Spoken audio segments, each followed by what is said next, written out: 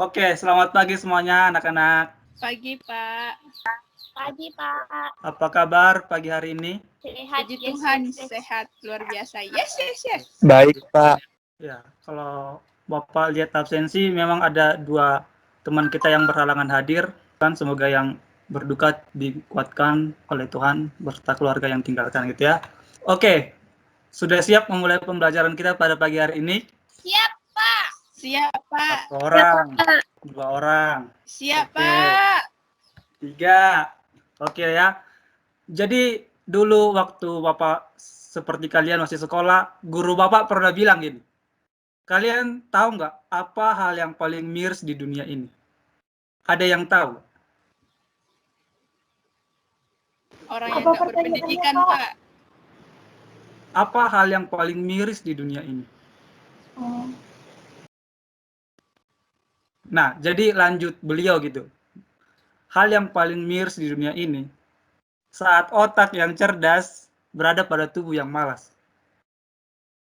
Yang tidur di saat kelas dan beristirahat sebelum lelah gitu. Jadi waspadalah gitu. Mari semangat untuk memulai kelas kita pagi-pagi hari ini. Untuk itu mohon kesediaannya Tiara pimpin kita dalam doa untuk memulai kelas kita. Mari Bapak dan teman-teman kita bersatu dalam doa. Tuhan Allah Bapa kami yang bertata dalam kerajaan surga, mengucap syukur ya Bapa untuk kasih setiamu di dalam hidup kami. Pada hari ini kami boleh memulai kelas kami bersama Pak Jandes ya Bapak. Kiranya setiap materi yang disampaikan Pak Jandes dapat kami mengerti dan dapat kami pahami. Selain itu mohon ya Bapak Engkau memberkati setiap jaringan dan perangkat yang kami gunakan pada saat ini. Hanya dalam nama Tuhan Yesus Kristus kami sudah berdoa dan mengucap syukur. Haleluya, amin. Amin, Pak. Amin. Terima kasih ya. Oke. Jadi minggu lalu kita telah belajar tentang komposisi penduduk Indonesia. Nah, berbicara tentang komposisi penduduk Indonesia, kita tahu bahwa Indonesia itu sangat padat penduduk. Ada yang ingat Indonesia di urutan keberapa di dunia?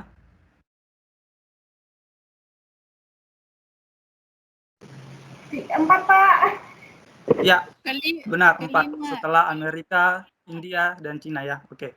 Nah, mendengar komposisi penduduk Indonesia, apa yang kalian bisa gambarkan melalui 1 atau 2 kata dari pertemuan kita minggu lalu?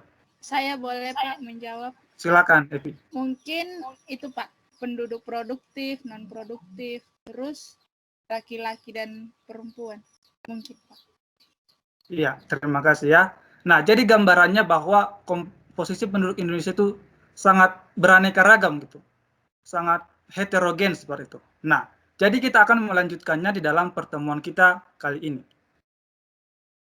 Oke, jadi materi kita kali ini ialah pengaruh faktor geografis terhadap keragaman budaya di Indonesia. Ada yang sudah paham mengenai materi kita kali ini? Belum ya? Kalau kalian paham nanti Bapak ngajar apa gitu.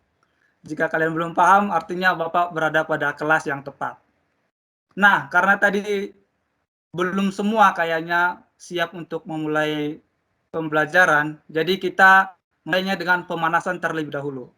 Apa yang terlintas di pikiran kamu mendengar kondisi geografis Indonesia? Ayo, coba sebutkan. Strategis, Pak. Strategis. Selanjutnya, siapa lagi?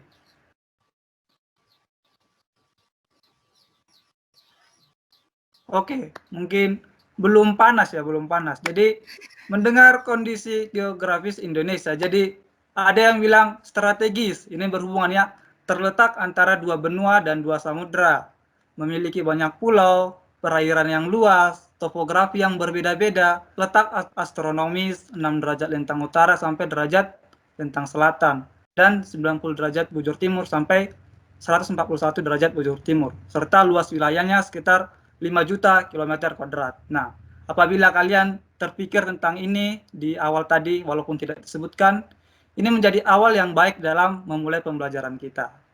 Nah, di dalam topik yang Bapak sebutkan tadi, ada 2 hal yang menarik gitu. Yang pertama, kondisi geografis Indonesia. Nah, di sini kita diminta untuk mengetahui terlebih dahulu kondisi arti dari kondisi geografis Indonesia. Kemudian, kita diminta untuk mengetahui arti dari budaya itu sendiri.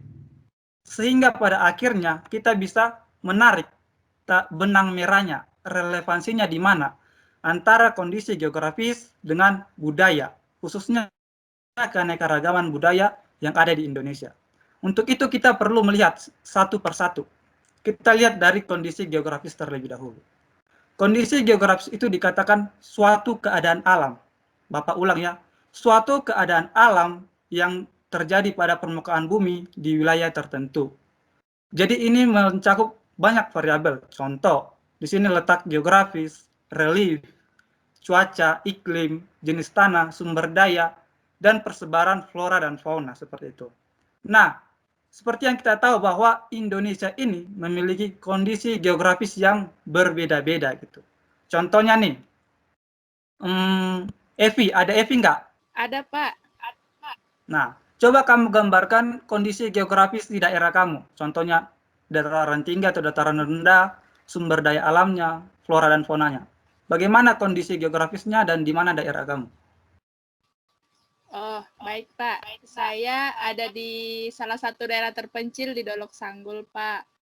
Jadi, saya itu letak rumahnya berada di pegunungan. Bisa dibilang dataran tinggi, Pak. Jadi, suhunya dingin.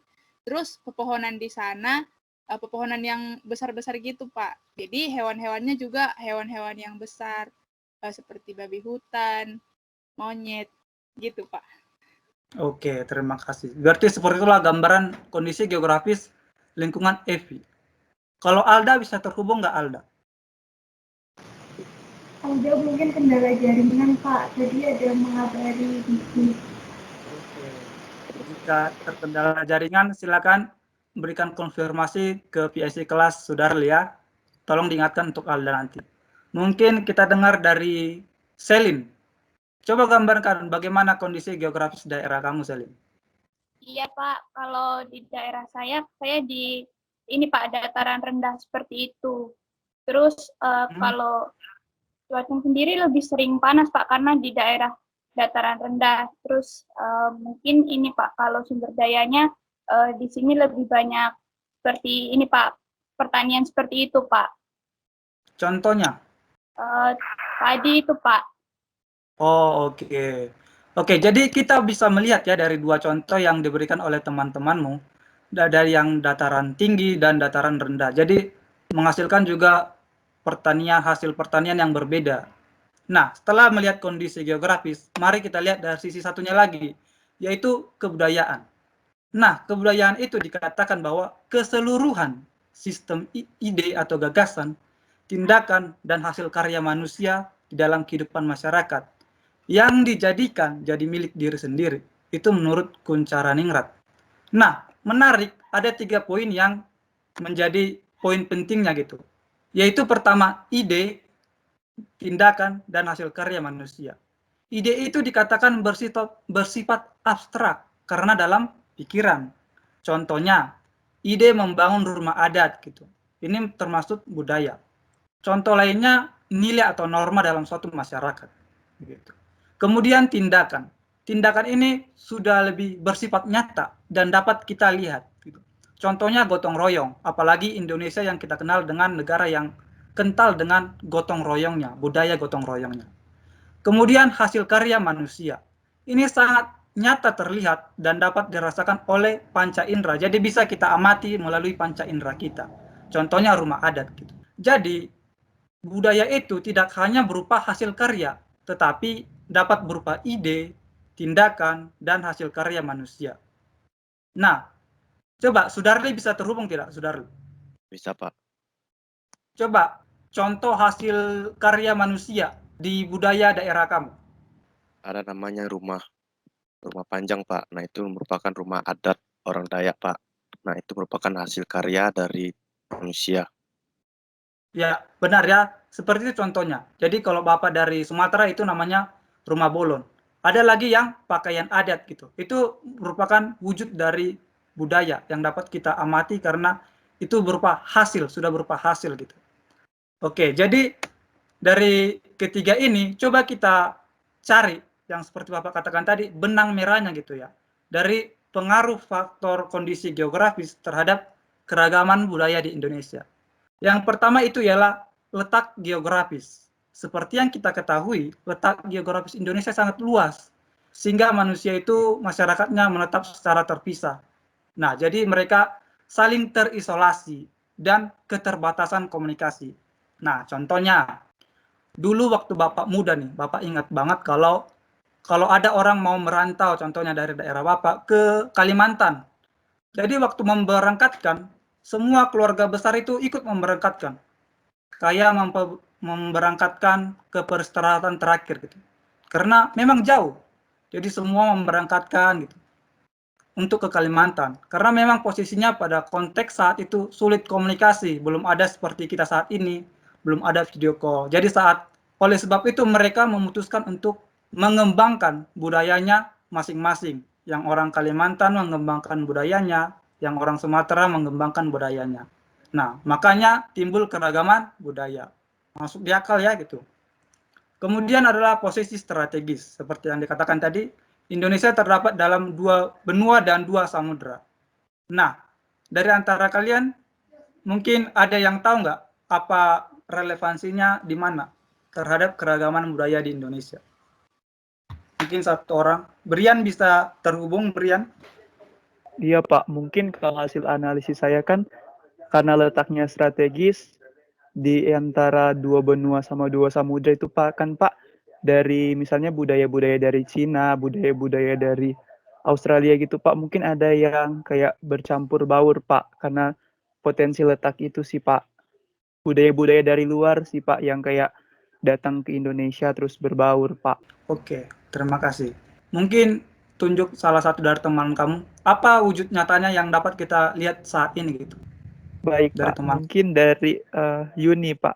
Ya, kita dengarkan dari Yuni. Gimana Yun, menurut kamu?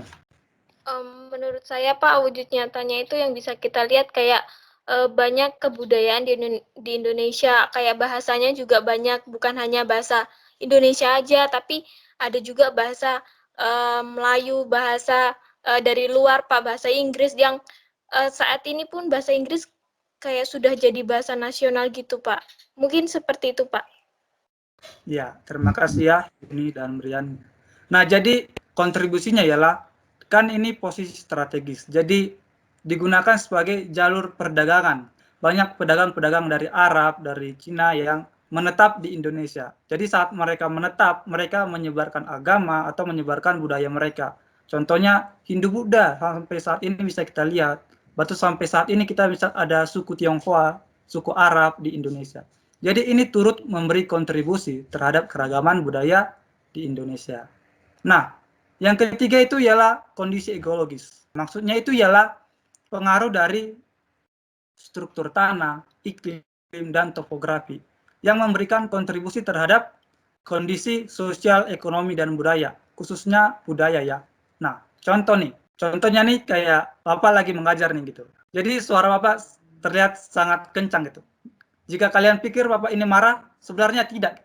Karena memang suara Bapak kayak gini. Karena tinggal di daerah pegunungan gitu. Jadi suaranya kencang gitu, logatnya kencang. Kalau logatnya pelan, ya mungkin nggak kedengaran, akan ke bawah angin gitu. Jadi itu salah satu yang mempengaruhi kondisi ekologisnya gitu. Mempengaruhi logat orang-orang yang ada di sini gitu. Di antara kalian ada nggak yang bisa memberikan satu contoh lagi mengenai kondisi ekologis? Saya Pak, coba Pak. Ya, silakan, Saudara. Misalnya kalau ada masyarakat atau penduduk yang berada di dekat wilayah laut atau pesisir, maka mereka memiliki mata pencaharian sebagai seorang nelayan. Sedangkan yang di dataran tinggi atau di dataran tinggi itu memiliki mata pencaharian sebagai petani gitu Pak. Oke, terima kasih. Ya, jadi itu juga turut mempengaruhi gitu. Jadi mata pencaharian juga bisa turut mempengaruhi bagaimana manusia itu berinteraksi satu sama lain. Bahkan kita bisa melihat dari pakaiannya yang di dataran tinggi dan dataran rendah, pakaian adatnya itu jelas berbeda gitu. Sampai di sini ada nggak yang ingin bertanya mengenai materi yang sudah kita bahas? Saya mau bertanya, Pak. Ya, silakan. Dengan siapa di mana? Dengan Diana di Kudus. Jadi kan di letak geografis itu tadi saatnya Bapak bilang kalau letak geografis Indonesia itu luas sehingga memaksa masyarakat Indonesia itu hidupnya saling terpisah gitu ya Pak dan terisolasi. Ya. Ya, saya cuma mau memastikan sih Pak itu maksudnya gimana ya Pak? Soalnya saya tuh lihat-lihat di berita gitu ya Pak, kalau di Jakarta, di Surabaya, di daerah-daerah itu tuh mereka tuh macet gitu loh. Berarti kan penduduk di sana banyak ya Pak. Berarti mereka hidupnya nggak menetap tuh Pak. Itu maksudnya gimana ya Pak? Terima kasih. Oke, terima kasih juga ya Tiara gitu. Nah, kalau kita lihat konteksnya saat itu gitu, jadi kan kebanyakan budaya dari kita ini sebenarnya kita warisi dari nenek moyang dan leluhur kita, walaupun kita kembangkan saat ini tuh. Jadi saat itu sulit komunikasi Tiara. Nah, jadi mereka memutuskan untuk mengembangkan budayanya masing-masing. Nah, jikalau saat ini di Jakarta, Surabaya gitu, macet atau gimana gitu, itu mungkin sudah sesuai dengan perkembangan zaman gitu. Tetapi di dalamnya tetap ada perbedaan budaya gitu, karena orang Jakarta mengembangkan budayanya sendiri, orang Surabaya tetap ada mengembangkan budayanya sendiri, karena mereka memiliki bentuk geografis yang berbeda juga gitu. Begitu kira-kira Tiara. Ada pertanyaan lanjutan? Ya jelas Pak, berarti karena konteks budaya pada saat itu dan mulai dikembangkan oleh leluhur kita. Seperti itu ya Pak. Terima kasih Pak.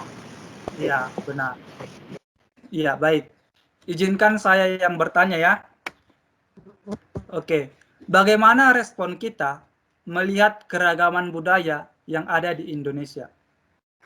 Coba dipikirkan sebentar. Bangga, Silakan. Pak. Ada. Iya, silakan. Dengan siapa di mana? Dengan Evi di Dolok Sanggul, Pak. Oke, silakan Evi.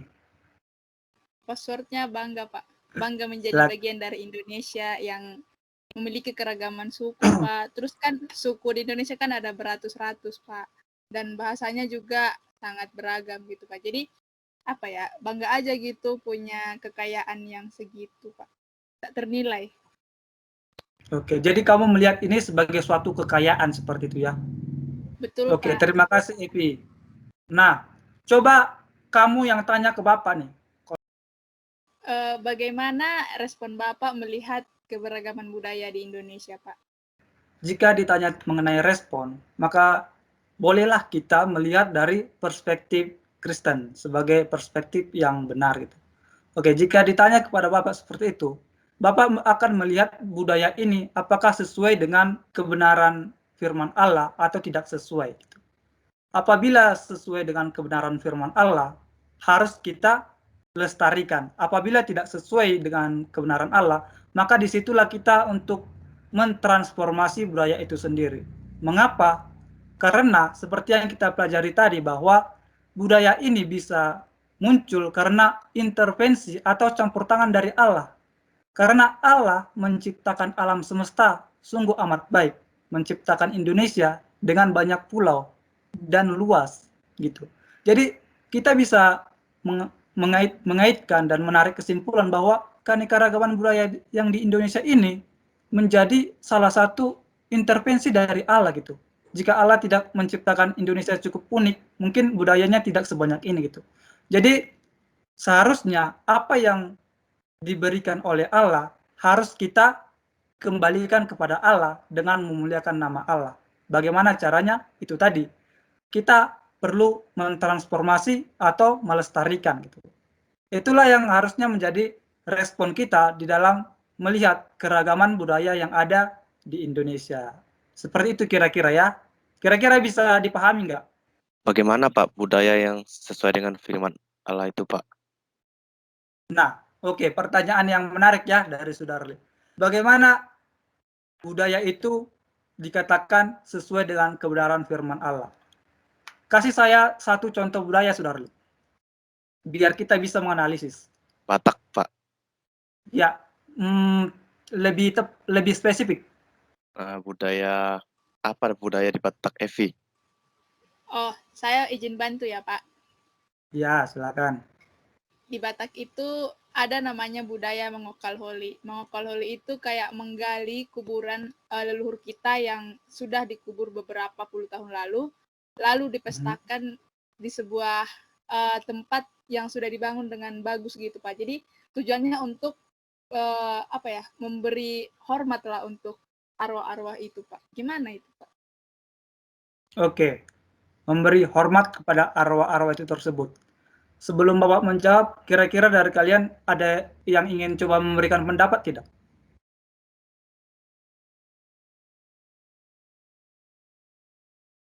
Oke, baik ya. Mungkin Bapak langsung jawab. Kalau tujuannya memberikan hormat kepada arwah-arwah roh leluhur gitu, itu tepat nggak sih? Siapa sih yang patut kita hormat gitu? Kita berikan hormat kita sembah gitu. Siapa sih yang tepat gitu? Yaitu Allah itu sendiri gitu. Jangan sampai kita salah arti dalam menghargai orang yang lebih tua atau yang leluhur kita. Jangan sampai menyalahartikan. Jadi kalau tujuannya itu untuk memberi hormat atau bahkan menyembah ya, apalagi Bapak kan juga orang Batak, jadi cukup tahu mengenai budaya ini gitu. Kalau itu menyembah, pasti ini tidak sesuai dengan kebenaran firman Allah. Ya, begitu ya, Sudarli. Jadi, disinilah fungsi kita untuk mentransformasi. Ini akan sesuai dengan latihan kalian nanti di kelas asinkronus gitu. Mungkin seperti itu gambarannya, Sudarli. Nanti kalian akan berlatih di dalam mengamati setiap budaya yang ada di Indonesia. Mungkin cukup sekian dari sesi pemanasan kita ya. Jadi kita bakal masuk ke dalam latihan inti gitu. Jadi yang tadi itu sekedar pemanasan. Nah, latihan inti kalian akan dilanjutkan kepada kelas asinkronus, di mana kalian kan membuat video presentasi yang akan diupload ke YouTube, kemudian linknya dikumpul di pertemuan minggu depan. Apa yang akan dikerjakan? Memilih salah satu daerah atau suku di Indonesia. Bapak ambil suku Bapak, suku Batak contoh ya. Terus mencari tahu budaya apa yang saja yang dipengaruhi oleh faktor geografis. Bapak ambil rumah bolon gitu. Nanti kalian ambil beberapa ya. Nah, terus menganalisis pengaruh kondisi geografis terhadap budaya. Nah, kondisi geografis di Batak itu seperti ini. Pegunungan gitu. Jadi Bapak menganalisis bahwa mereka membuat seperti ini rumah panggung apabila terjadi gempa rumahnya tidak roboh gitu. Terus mereka menggunakan panggung ini juga memelihara BA, B gitu. Untuk memelihara gitu. Kemudian dari atapnya menggunakan ijuk. Karena di sana dingin digunakan ijuk biar lebih hangat. Digunakan ijuk karena sumber daya alamnya juga banyak ijuk gitu. Nah, kemudian keempat, kita perlu melihat dari perspektif Kristennya. Apakah ini sesuai atau tidak gitu. Setelah itu, bagaimana respon kita? Responnya ada dua. Itu kita mentransformasi atau melestarikan gitu. Kalau melestarikan, bagaimana caranya? Kalau mentransformasi, bagaimana caranya? Untuk lebih lengkapnya, sebenarnya Bapak sudah cantumkan di dalam rubrik, dan rubrik serta anggota kelompok akan Bapak kirimkan di grup setelah kelas kita kali ini. Bapak rasa ini cukup jelas, tetapi dari antara kalian ada yang ingin bertanya mengenai tugas kelompok? Sudah jelas, Pak. Oke, terima kasih. Oke, untuk menutup pembelajaran kita kali ini, satu orang saja. Coba menyimpulkan, bagaimana kondisi geografis bisa mempengaruhi keragaman budaya di Indonesia? Yang terakhir tadi, siapa? Sudarli yang ngomong. Silakan Sudarli, kamu ingin merekomendasikan satu orang dari temanmu? Iya, Pak. Saya mau merekomendasikan Tiara, Pak. Oh, Tiara, kamu mendapatkan kesempatan yang baik. Silakan Tiara. Ya Pak, terima kasih sudah untuk kesempatannya. Saya mencoba ya Pak. Jadi menurut saya kita udah bahas kalau kondisi geografis di Indonesia itu sangat luas, dipengaruhi oleh banyak hal lainnya. Nah, hal itu juga menyebabkan akhirnya leluhur-leluhur kita atau orang-orang itu mengembangkan kebudayaan kita masing-masing seperti itu Pak. Sehingga kita itu punya banyak kebudayaan dan kita kan juga banyak provinsinya juga. Jadi dari setiap provinsi itu mengembangkan budayanya masing-masing seperti itu Pak. Sehingga akhirnya sampai saat ini kita memiliki budaya yang beragam, baik itu lagu, mungkin itu lukisan, rumah adat, baju adat, dan lain-lainnya Pak. Itu yang saya pahami. Terima kasih Pak. Iya, terima kasih ya Tiara. Jadi Bapak bisa menggambarkan bahwa kalian bisa menangkap apa yang kita pelajari pada pagi hari ini gitu. Oke. Jadi dulu guru Bapak itu tidak berbicara sampai di situ saja gitu. Di saat otak yang cerdas sudah terjebak di dalam tubuh yang malas, hanya punya satu obat, maka obatnya hanya bekerja keras. Jadi bersungguh-sungguhlah mengerjakan tugas asinkronus kalian di dalam kelompok masing-masing gitu. Demikian kelas sinkronus kita, senang bisa mengajar anak-anak sekalian, semoga bisa dilanjutkan dengan baik. Minta tolong kesediaan Sudarli menutup kita di dalam doa. Ayo teman-teman dan Bapak, mari kita berdoa. Tuhan, terima kasih buat pembelajaran hari ini. Semoga apapun yang kami pelajari dapat kami terapkan dalam kehidupan kami sehari-hari. Bagaimana kami melihat kebudayaan di Indonesia, Tuhan. Dalam nama Tuhan Yesus, kami berdoa. Amin. Amin. Sampai ketemu di pertemuan selanjutnya. Terima kasih, Pak.